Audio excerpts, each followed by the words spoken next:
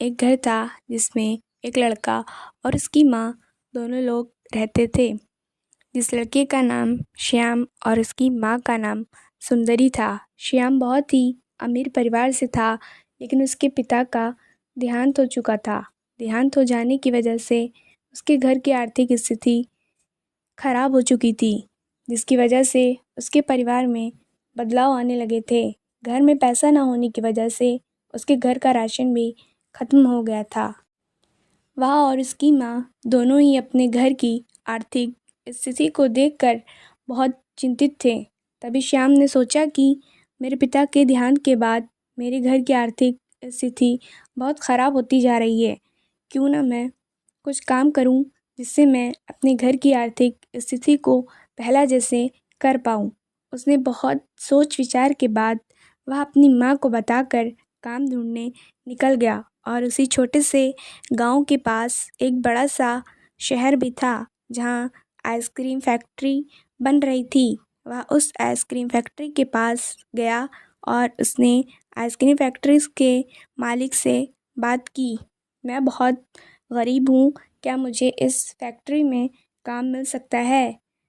तो फैक्ट्री के मालिक ने कहा, हाँ तुम्हें काम मिल सकता है। कल से तुम हमारी फैक्ट्री में आ जाना और कल से हमारी फैक्ट्री का काम चालू होगा। तुम कल से हमारी फैक्ट्री में आ सकते हो। और उसे काम मिल गया और वह मेहनत मजदूरी करने लगा और उसका घर का खर्चा अब सही से चलने लगा था। और मेहनत मजदूरी करने के बाद उसकी घर की आर्थिक स्थिति में सुधार आने लगा कि तभी उसकी माँ की हालत ख़राब होने लगी और उसने अपनी माँ की हालत को देखते हुए एक हकीम को बुलवाया। हकीम ने उसकी माँ को देखा और बताया, तुम्हारी माँ की हालत बहुत ही ज़्यादा ख़राब है। हकीम ने कहा है, जिस जड़ी बूटी की ज़रूरत तुम्हारी माँ को है वो जड़ी बूटी हमारे पास तो नहीं है। तभी श्याम यह बात सुनकर बहुत ही आश्चर्य में आ गया। हकीम ने बताया, ये जो जड़ी बूटी है वह तुम्हें एक पहाड़ी पर ही मिल सकती है।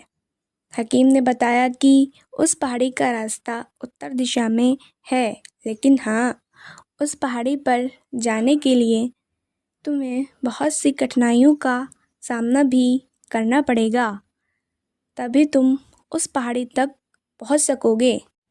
हकीम ने बताया कि उस जड़ी बूटी का नाम सुआन है। तभी श्याम कहता है कि मैं ज़रूर अपनी माँ को ठीक कराने के लिए उस पहाड़ी से जड़ी बूटी लेकर आऊँगा।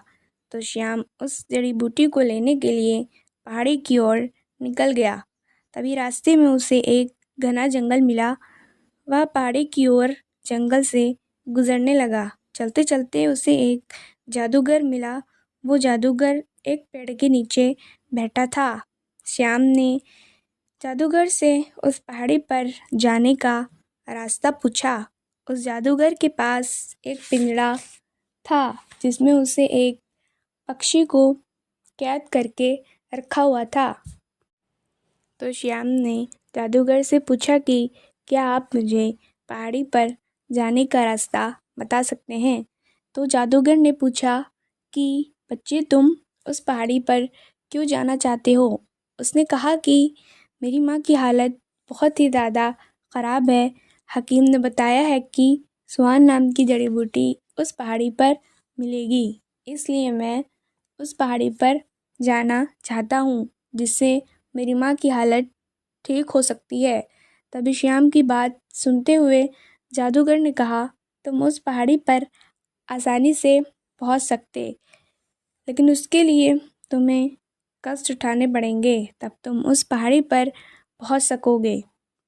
जादूगर ने कहा कि मेरे पास एक रास्ता है जिससे तुम उस पहाड़ी पर आसानी से पहुँच सकते हो।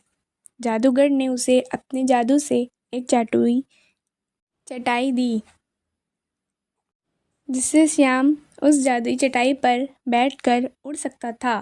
तभी श्याम ने जादुई चटाई बिछाई और उस पर बैठ गया और उसने उस जादुई चटाई से कहा, चल मेरी जादुई चटाई मुझे पहाड़ी की ओर ले चल। तभी जादुई चटाई हवा में उड़ने लगी और पहाड़ी में जा रुकी। तभी श्याम को पहाड़ी पर कुछ चमकदार चीज़ नज़र आई।